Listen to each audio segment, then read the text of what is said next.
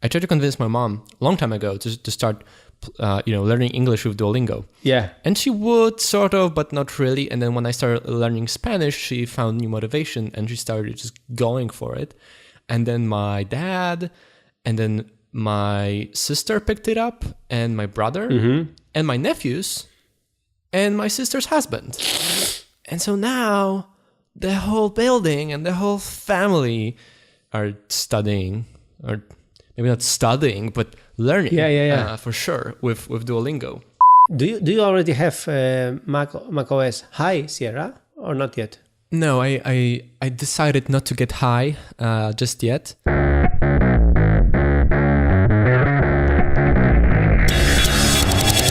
Hello, I'm Michael. I'm Radek. And this is the podcast. A sounding board for interesting ideas and insights. We discuss books we read and want to share with you, as well as technology and productivity, which is what we do by day, working on our app, Nozbe. or whatever else comes to mind. Okay, so your honeymoon, iPad-only honeymoon with your iPad Pro is still there? Are you still in love? I'm not sure I've ever loved it, but it was okay, and I don't think it's a honeymoon anymore. It became normal now.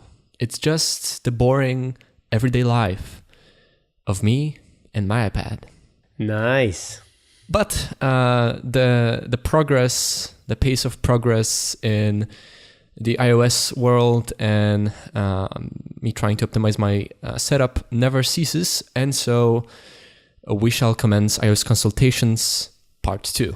Okay. Let's talk about things, and let's talk about more iOS stuff, especially now that we have new devices. Also, we have the iPhone X's, 10s, whatever, both of us. And then we have the iPad Pros. So this is the update on our devices. And and we've been enjoying both of them, both of us. And I've also made some optimizations on my iPad and on my iPhone. So I can share some thoughts as well. All right, great. So the first thing I wanted to touch is the topic of document safekeeping, or as we called it in one of our previous episodes. I don't remember which one it was, but we talked about note-taking. And you explained to me how you use Evernote and how you've used Evernote for the last 9 years, right? Yeah.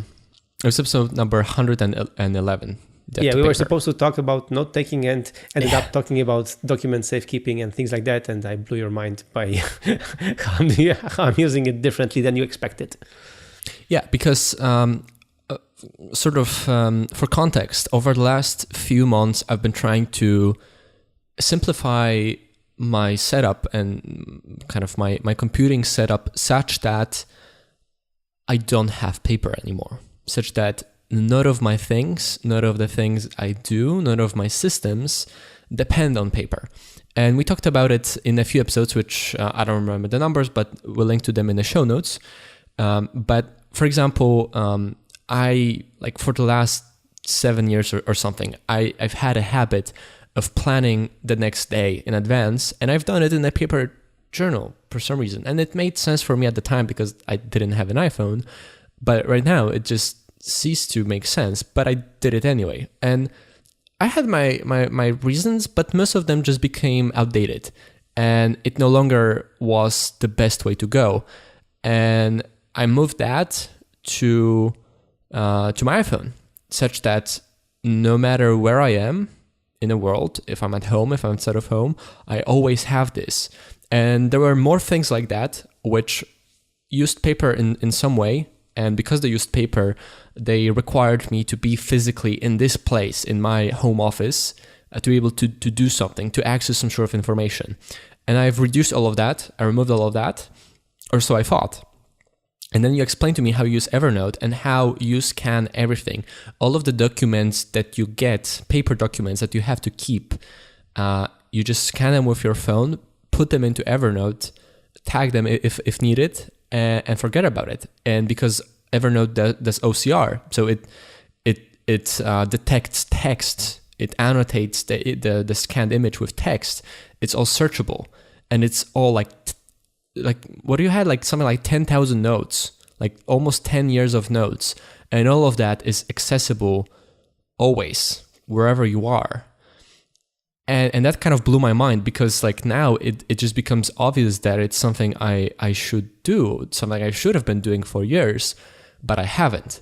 So if I get an invoice, if I get a receipt that I need to keep, if I get some sort of documents from like a doctor or just whatever that's in paper that I get from someone else, I would store it in my sort of little filing cabinet. And I had a pretty good system for it, but it's a paper system, and if it's paper, it's broken and it's unacceptable, and I won't take it anymore. And the moment you told me how you do it, it was obvious, like this has to change.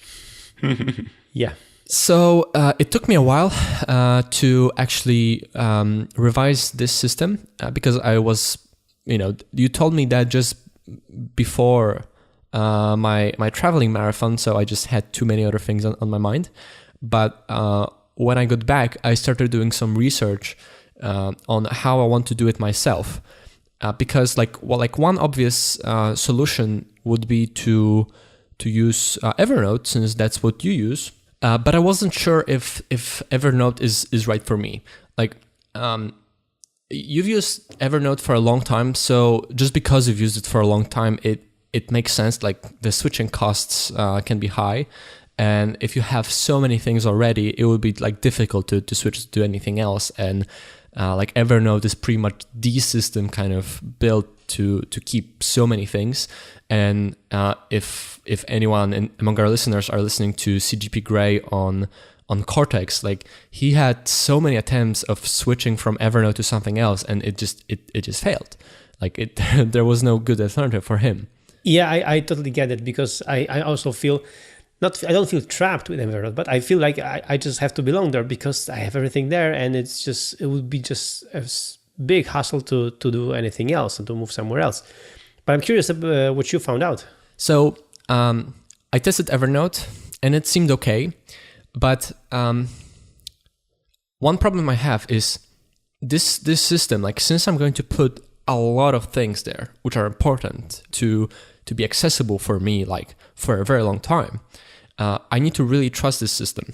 And there have been some doubts some time ago, admittedly, about Evernote's future. Maybe they won't last. And what then, right? I need to feel like one of my criteria was that I need to feel like I have a good option to get out of Evernote if I need to, or I need to, like my system needs to be such that I just have a good strategy, a good exit strategy, right? And I need to have some sort of reasonable way to have my own sort of secondary backup of that data, because it's just Evernote is cool. They've done it for 10 years, but what if my account gets hacked or something like that, and my devices like automatically delete all of the caches and all of that stuff is gone, right? That would suck. And so Evernote seemed okay, and I didn't have a big problem with doing that, but I wanted to check alternatives.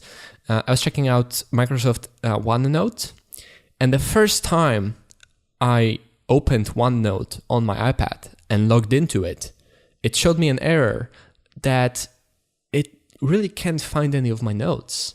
And I have to go to settings somewhere to delete all of the caches for it to rebuild the library again. And I was like, okay. Well, that's reassuring. Yeah, like this is the first time I'm opening this app. I've never used it before. I have a Microsoft account, but I've never used it with OneNote, maybe for testing some long time ago. And that's the first thing I see. That's not reassuring in terms of like trust in the system. And then other criteria are that it obviously needs to have OCR. It needs to scan text. It needs to be searchable. That's obvious. It needs to work on all of my devices. And I'm okay with paying a reasonable amount for such a service. And I didn't expect it, but Rafał, our VP of product at Nozbe, has recommended to me an app called Scanbot for iOS. And the first time I heard it, I was like, no, I don't. I need a document safekeeping system, not a document scanner app. So I was like, no, this doesn't work. But Rafał was like, no, seriously, look at it. So I did. And it turns out that it's actually everything I need. Like it looks, it doesn't look like it should be enough because it's just an iOS app, but it is. Because here's the thing. First of all, it's a really great scanner app. According to the suite setup, it has a better scanner function than Evernote. So that's a plus. It does OCR, and it does OCR not in the cloud, but on device. So when you scan it, immediately it just runs OCR on your device. And it spits out files. It doesn't keep a proprietary library structure in one file somewhere, but it spits out PDFs in iCloud Drive. All right? And so first of all, if I want to organize those things, you use folders. And if I need to, I use subfolders. That's enough, right? That's enough for me. Mm-hmm. It spits out PDFs, so they're easy to just copy and paste and send by email, all of that. It works. And because it's PDF, it can add annotations inside PDF. So when it does OCR, it's not in some sort of proprietary format somewhere, but it just appends the scanned text to the PDF. And because it's an iCloud Drive, I can open it on my Mac. It doesn't have a Mac app, but it doesn't need to. I just open Finder, I go to iCloud Drive Scanbot, and it has all of, my whole tree, my whole folder structure, all of the files, and the file names are with a timestamp, so they're just ordered in a reasonable way. And if I open the PDF, I can literally just drag text, drag the cursor across scanned text, and it selects as if it was text, and I copy and paste it, and it works. Really? Yes. And you can actually just use Spotlight. So you just use search in Finder to look for keywords in that folder, and it just works. Like the built-in Mac search can search inside OCR text inside PDFs in a folder. It's brilliant. It is brilliant because this app does like 10% of what Evernote does, but it's enough because it just delegates sync to iCloud Drive. It delegates Mac access to iCloud Drive.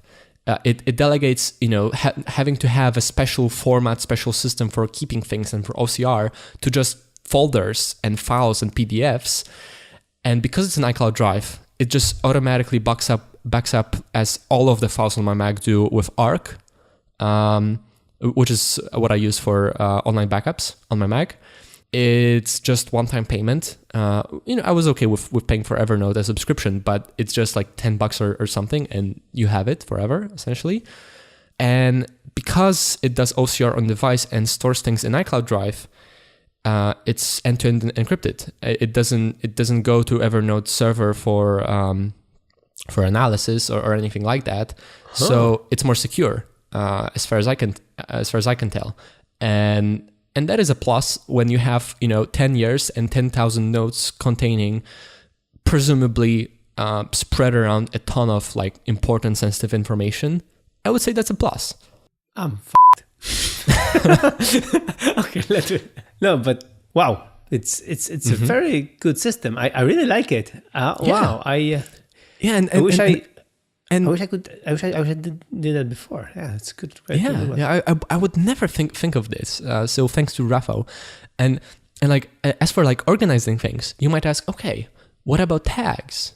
Well, you can do it in the app, but you just go to the Files app on iOS or to Finder, and you can just use file tags in Finder which also work in iCloud Drive and also sync. They're not just a Mac feature anymore. So even if you need a secondary system of tagging, like advanced things like that, I don't need it. But if I need it, even that works. It's brilliant. I mean, and I really like that you have everything on the iCloud Drive.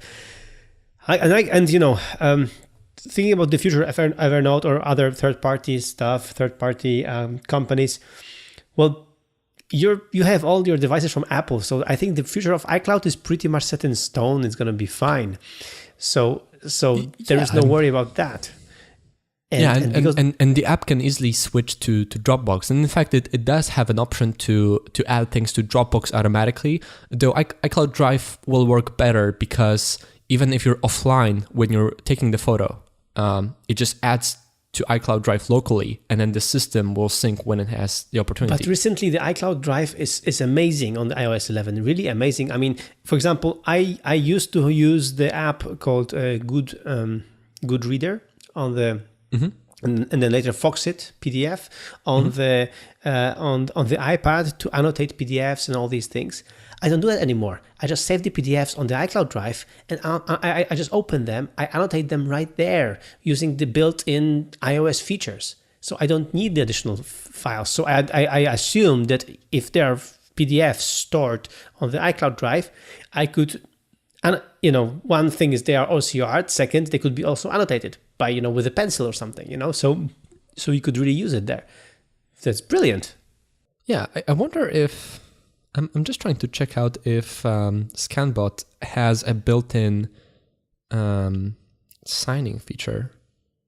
No, I don't think it does, but But iCloud does have. Yeah, exactly. So you can easily just snap it, move, switch to the other app, and just draw it with your finger, or if you have an iPad. I believe, Scanbot is also on the iPad, so you can also snap, do a scan from the iPad and then annotate there with a pencil, right? Do you have Scanbot installed on both of your devices, both the iPad and the iPhone? I haven't really used it on the iPad, but I do have it installed. I'm just checking it out right now as we speak. No, it's really cool. Wait, it does have a signing feature. So you can actually just snap it on your iPad and just in the app use the pencil to sign it or annotate it in some other way by hand. Cool. Yeah. No, this application is brilliant. I mean, I'm surprised. I mean, at some point it could be share locked by Apple actually, because Apple could use these two features, but doesn't matter. I mean, really. The cool thing, what you're saying, is it doesn't matter. I mean, the output is the PDF with annotated text, which is all you need, and it is stored securely on the iCloud, which is encrypted. So, and because it's iCloud, it syncs with your Mac, and and then when it's on your Mac, I do the same thing. I have the additional backup, so I have the Backblaze, for example. Yeah. So everything is backed up. So I have it back. So you would have it backed up completely. Wow, that's a good one.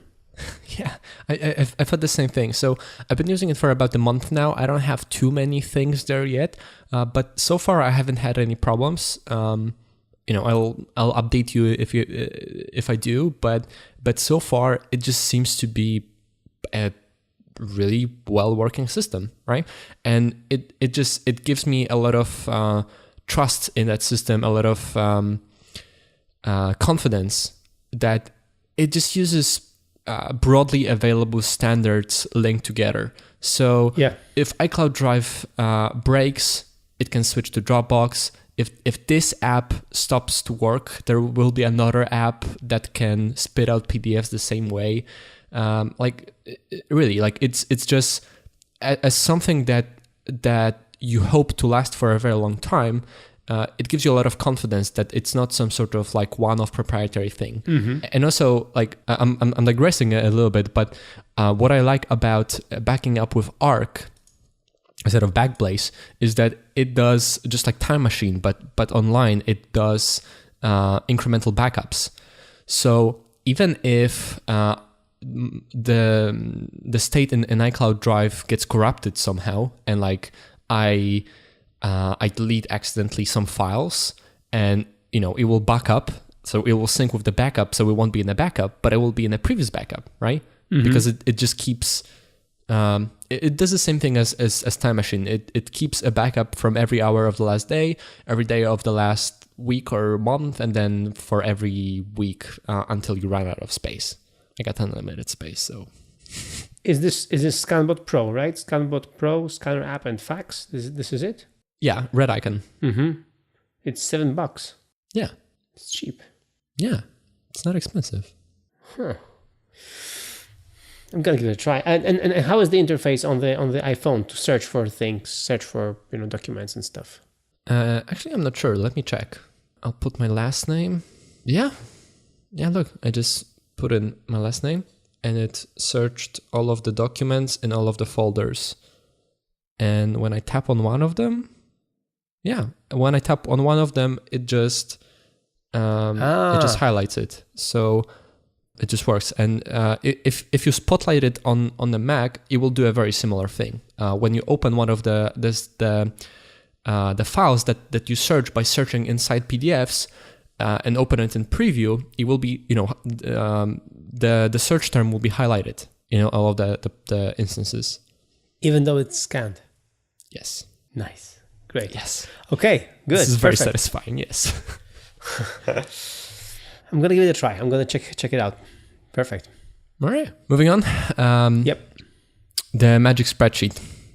We've discussed this before. We'll put a link in the show notes, and we'll put the link for the first iOS consultations episode where I believe I asked you about it, because for many years this is something I used solely on my Mac, which was fine because then you can have a large table with lots of columns, with lots of data, and it's very easy to use, very easy to access, but only as long as you're on the Mac. And I wanted to move that system and the habit of tracking my weight and other things to my phone. Yeah. And the reason why is that I would oftentimes forget during the day to do it, and then the next day I wouldn't remember the exact numbers, or I would remember all of the details. It's better to always do it every day, and it's far more likely that I'll do it if I can do it anywhere, anytime, with just what I always have on me, which is my phone. The problem is that the Magic Spreadsheet, sort of by nature, is very two-dimensional and is quite wide, right? Mm-hmm. And that doesn't lend itself very well to using it on the phone. So I did a number of changes to make my Magic Spreadsheet more bearable on the phone. Mostly, I just made all of the columns very narrow, just enough to fit the data. It doesn't have to be pretty. It's just like it's enough that I can see it and I can understand it, right? I also, actually, not for that reason, but I stopped tracking a lot of things because I just decided that I don't need it anymore. It doesn't influence my decisions anymore. It's just not something I care about very much anymore. So right now, I just have 3 columns with just numbers, like my weight and 2 other things, which take up very little space. There is also a very sort of wide row, which is a text row, because what I've been enjoying doing with my Magic Spreadsheet is keeping a sort of like a micro journal inside there.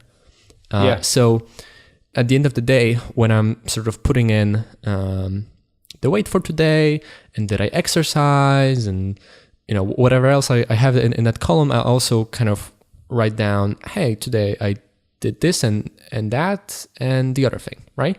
And I really like it because, like, first of all, it's sort of a tiny nice habit that makes you appreciate more like how your day went, journaling, mm-hmm. right? But then I really like because it kind of preserves context. So when during my weekly review or during my monthly review or quarterly review, I look on the bigger screen on that on all of that data, and I'm trying to kind of look at how my life has been going in kind of broader terms. Like I try to pick up patterns in how my weight fluctuated, and did I exercise more or less, or for example, tracking deep work, when I was doing better, when I was doing worse, and having this micro journal inside there gives context to that data, because I can remember, okay, that was that day, or that was that sort of place in my life when I was doing those things. I can remember much more. The data has more meaning because I can place it in time in my mind. But it's sort of annoying to do on the phone because, first of all, to fit any text at all, it's sort of a wide row, and the spreadsheet has to be like pinched out really far to fit everything on the screen. Now, the iPhone X has a very high resolution screen, but it's still kind of annoying. And when I open the spreadsheet, which has the data for the whole year, and in between I open it on some other device, then after it syncs, it forgets the scroll position. So I have to scroll to the place. That's really annoying. And then I can't believe how broken on iPhone and numbers on the iPhone is when it comes to adding text, which has multiple lines. Like, you literally cannot add a new line to a text field from the keyboard. Mm-hmm. When you press enter, it goes to the next cell. Next cell. Mm-hmm. And what good apps do is, when you go to the secondary keyboard with punctuation, then you have the return key to go to the next line. But Numbers doesn't do that. What you have to do is long press, get to the next page in the context menu, do insert, and then do new line. It's super annoying, super slow, super annoying, and makes me hate this app. And so what I've been doing to sort of alleviate this problem, to mitigate those issues a little bit, is kind of put it all together a little bit with workflow. So I remember. I open Numbers through workflow. It makes a pop-up which asks, "Hey, how did your day go?" And I do the micro journal there, which will have like 2 lines. I'll do OK. It will. It can't automatically open the right file in Numbers, but it can like select the right file. But I have to just tap Open the Numbers. Opens Numbers, and then I long press, paste. Go back to workflow. Workflow copies my today's weight from a document in Bear. Like on the today plan, when I open it in the morning to see the plan, I also note the weight there. So it just copies it, goes back to Numbers, and I paste it there. That's better, but still sort of annoying. And I don't know what to do about it.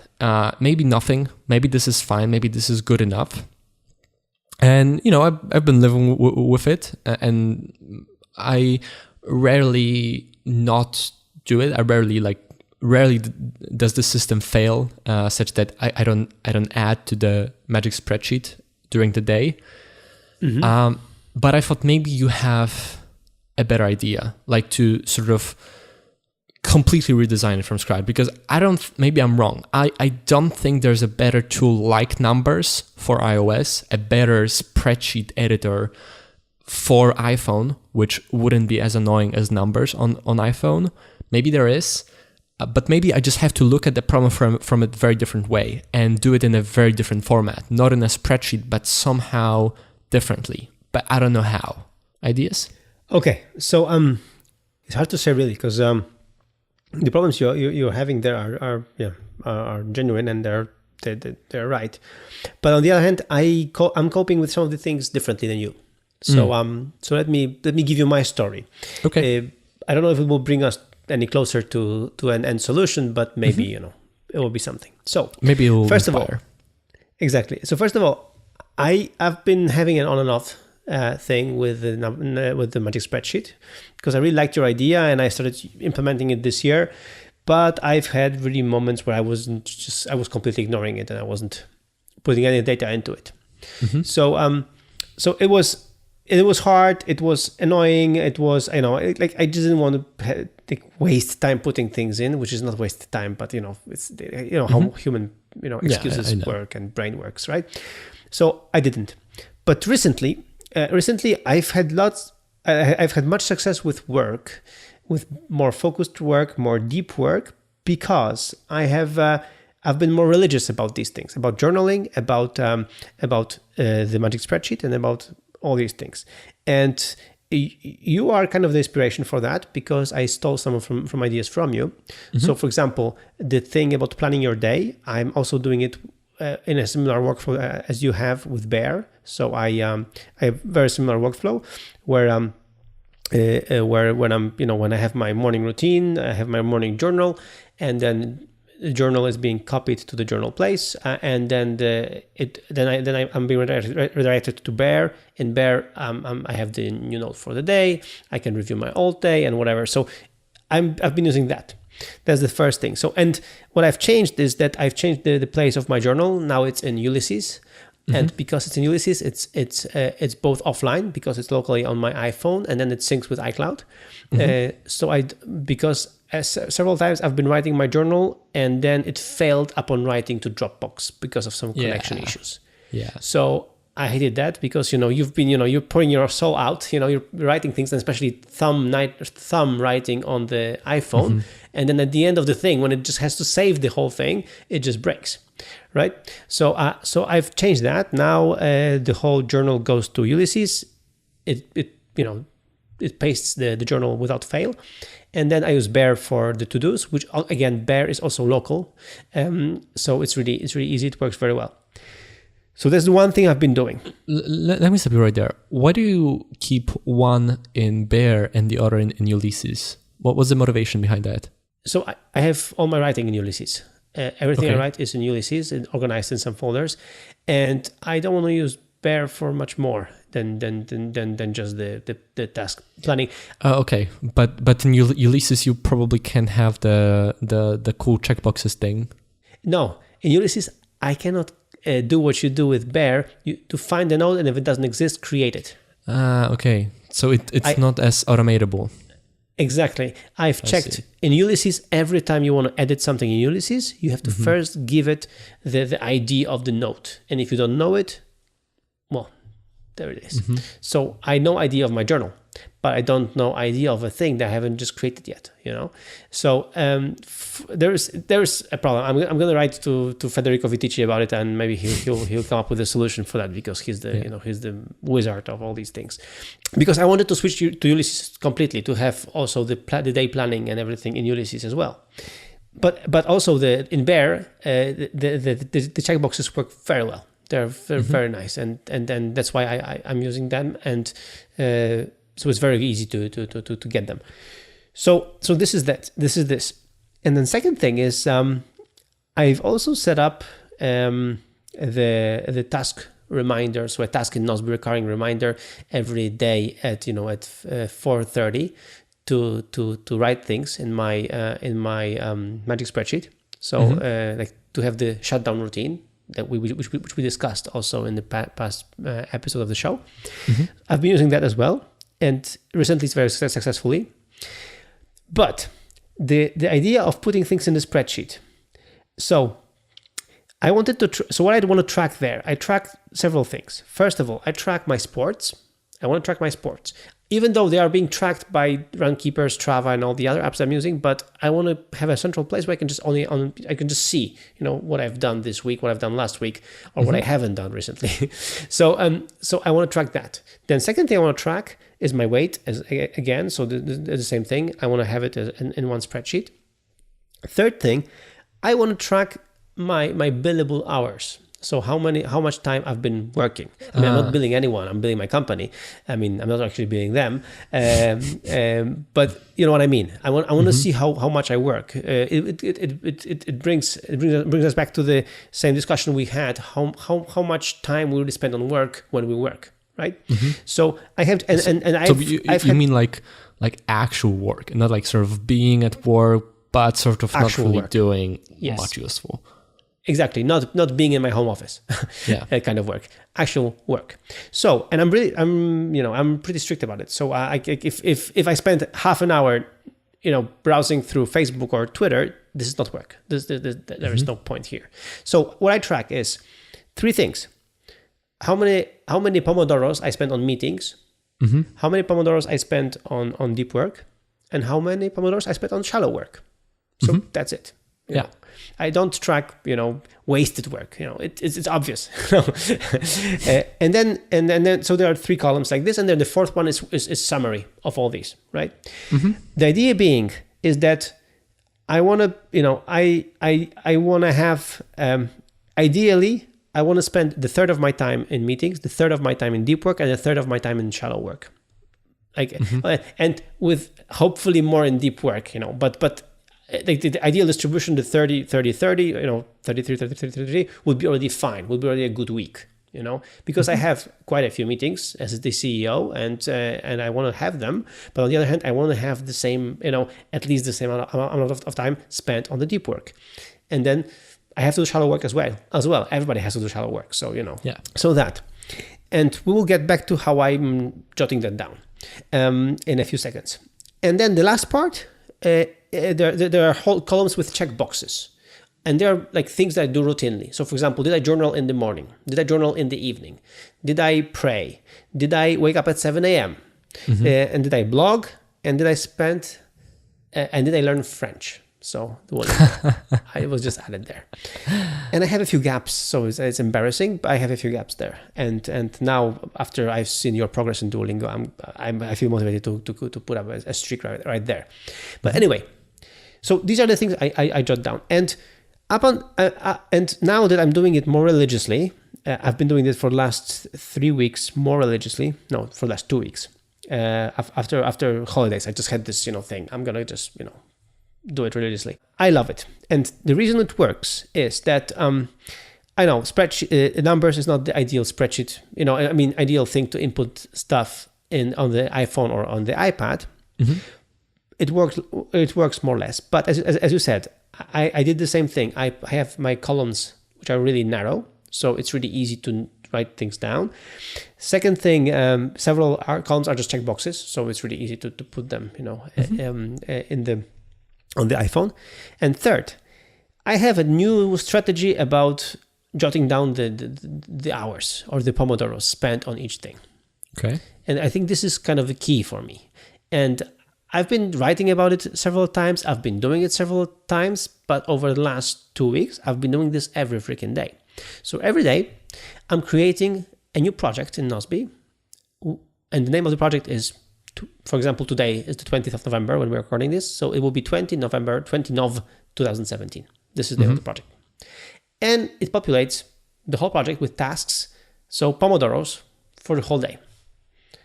7:30, 7:30, 7:30, 8, 8:30. And, like that. Did you automate that using workflow? No. What I do is at the end of the journal, what I get the formatted name of the project. So what I do is I just go to Nozbe, go to templates, today template, create the project from that template. You can automate that, by the way. Okay, you'll tell me how to do it. Okay, and we'll put the link in the show notes. How you know? Okay, perfect. So if I can automate even that, then it's even a bit better. So and then what I do is I open this project and I go through this, and I have this project handy because it's in Nozbe and because it's it's handy, it's there, and it's really easy to find because it starts with the number 20 Nov, and I have my project sorted alphabetically, so it always it's wrong. Yeah, I know, but I have it like that. So and it's in the top of the thing. But anyway, if I just put 20 or whatever, or 2. It just will show up in the filter of projects. So it's very easy to get back to the project anytime, or on the iPhone, iPad, or on the Mac. So it's really easy to get back. And what I do is I tick, all the pomodoros that are going. So if something is going, like if the pomodoro is done, so or the half an hour there is done, I just mark it as done. But what I do is I mark it with a category. Uh-huh. So for example, I use category So sometimes I add comments if I want to, if I feel like writing something. But usually, what I do is I write category. So, for example, if this Pomodoro right now, the one that we're having right now, this is a meeting. So I give it category meeting, and done, over. Then another one, we will have another recording session, category meeting, over. So at the end of the day, at a glance, I can count the meetings, the deep work, and the shallow work. Because each has a dedicated category. It's very easy. So when I have my shutdown routine, what I do is I just go through this project and just see how many of these instances I had. That's really interesting, and it's really interesting how you sort of hacked Nozbe to do that. I'm not convinced this is the most optimal solution, because you have to manually manage those tasks and then count it somehow. Like it's just like you can't really automate it such that you have just one tab to look at the list and like mark it as something. You have to do like multiple tabs. So it works, but I just feel like I don't care about tracking that sort of thing at the moment, but I feel like this is a method that would discourage me quite quickly. I wonder if it wouldn't be somehow more efficient maybe to do a similar thing as I do with planning the day. So at the beginning of the day, or maybe in the same note as the plan day, like in Bear, I'd create a text note which would have like the half-hour increments listed out, and then next to each of them I would somehow very quickly mark it as one of the free modes of spending half an hour, because then then you wouldn't have to open Nozbe projects or open Nozbe sidebar project, select task, tag, select tag, save, go out of the task, but you do like 3D touch on workflow, plan day, and then like just tap to select the cursor near the increment and just like type, I don't know, like M, meaning meeting, or something like that. Like a stupid method, but like a primitive method, but probably faster. And I also wonder, like, I've never done this myself, so I'm not sure how to do it. But I know CGP Grey oftentimes talked about using, what was the name of the app? He uses this app, I think like Dew. Oh, I think it's called Dew, for like timers. And I'm not 100% sure what is his system, but I think that in Dew you can set up like different timers which are like always kind of there, and you can like start and stop a different timer. So you could like start a timer when you're going into like meeting mode, and then stop it afterwards. And then at the end of the day, you'd have like counts in like hours and minutes for each mode. That has the issue of you're sort of counting, and so it's not like you decide after the half an hour increment how it was actually spent.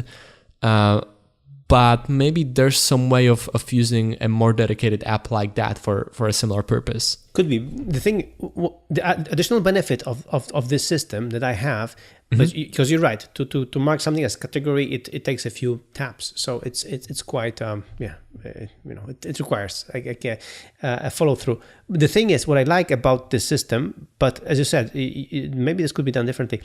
I like the overview of a day, and how much time I've already spent, and how much of a day I have left, and how much of that can be still meetings or something like that. For example, this meeting that we have right now as recording, I already in the beginning of the day, I already marked it as meeting, because if it doesn't happen, I'm going to change it. It's but I already see it. So this way, I have this unscheduled thing that I can see the time I have left. The time I had the empty time blocks and the time blocks already taken. So it gives me the overview of the day, and this thing of marking each 30-minute increment as done, shows me the passing time and shows me how much, how little I have left, for the day. So it's very helpful for that. But maybe it can be done differently. You're right. I'm going to investigate if I can do something else. I hacked Nozbe for that because I suppose this is the app I have, this is the app I know, so it was the easiest thing to do. But maybe there is a different way. What I'm just saying is that thanks to that, I don't have to remember, also how my day went. I mean, what I spent the day on, because I mark it down as I go, and then it's easy to write it down in the in the number spreadsheet. So in the Magic Spreadsheet, and recently I've as I said, thanks to the system and this is the counterintuitive for me thing. So when you're listening to this, you're thinking, this Michael guy is crazy. I mean, this is so much overhead. Like he has this project, he has these the number spreadsheet, he's putting all this there. So he's like wasting time on all these things. But thanks to this structure, I've had very productive 2 weeks, right? Yeah. Very productive. Yeah, the structure makes it so it's amazing. I haven't had that good 2 weeks in many months. Wow. Like, straight. Yeah. Like for me, this is this is really interesting. It doesn't solve my problem because right now I'm not tracking anything related to time during the day. So it doesn't really help me. Like I think my largest problem is how to format my micro journal, right? Because this takes up the most space. Like if I just had like tiny cells with just a checkbox or just a number, it would be fine, right? The remembering to scroll problem I can avoid by only doing it on iPhone, and that's fine. But I want the micro journal. So my problem is that I really if I have like 3 important points, I want them to be in separate lines because otherwise it's sort of difficult to scan.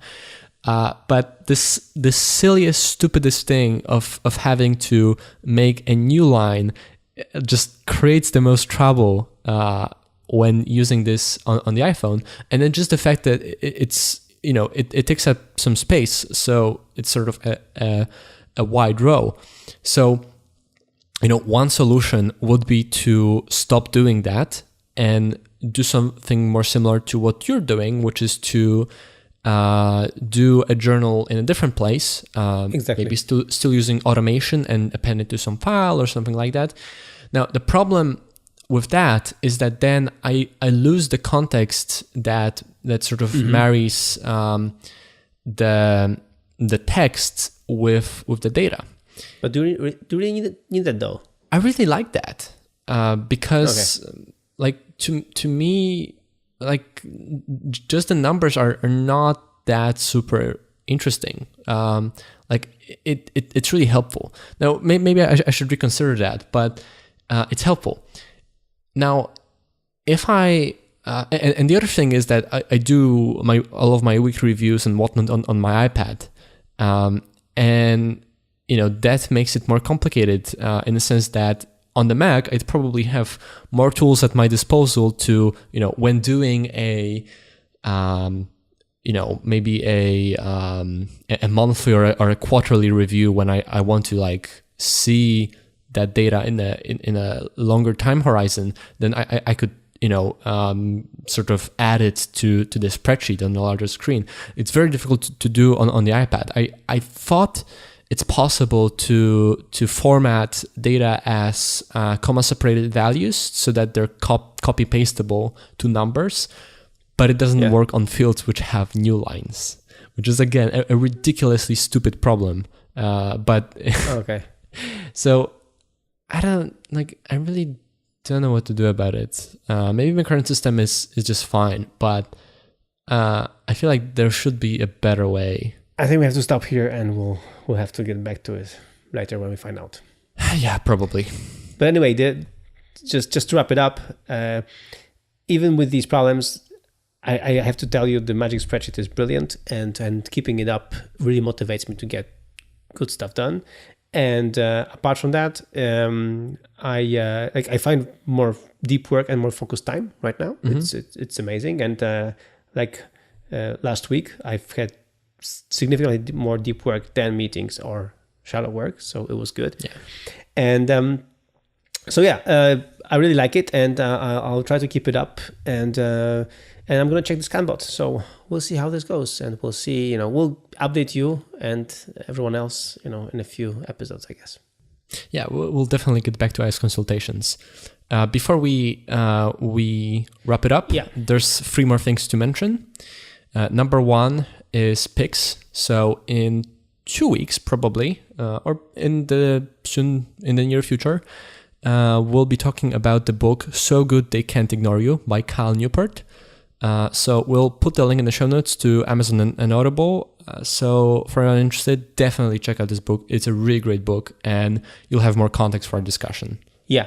Another thing that we are publishing this episode right now, this week, this special Thanksgiving week. So first of all, thank you for being our listeners. We're really thankful that you're listening to us, that you're enduring sometimes our discussions and our geeky discussions and our time here. And thanks to that, we'll have a short sponsor note. So Nozbe, our application, is having a Black Friday weekend, and we'll be having a great offer. Actually, you'll be able to get 4 months free when you extend Nozbe or upgrade Nozbe for a year, which is the best offer we have ever made. So 1 month more than last year we did. So it's a very good offer. So check it out. And because it's Friday and it's Black Friday, I decided to do the webinar on Fridays, so about weekly review, about things we have been discussing here on this show this Tuesday. And it's going to be there are 3 times in English to get it. There's one date in Polish. It's Tuesday at 5 p.m. Central European Time, and then there are 3 different dates and times for English speaking people. So make sure to check it out, nozbe.com/webinar, and check it out. I will be discussing there the concept of weekly review, Fridays, TGIF, something we have been discussing on this show. For example, in the episode 60 and 70. Wow, a long time ago. A long time ago, but they were really good episodes. So I really encourage everyone to download them and listen to them again for the context, because the whole idea of TGIF is explained there. And in the episode 60 we talk about it, and in episode 70 we talk how we have the first takeaways from that experiment. And the experiment is still going in our company, so it must be good, right? If it's still on. So anyway, these 3 things.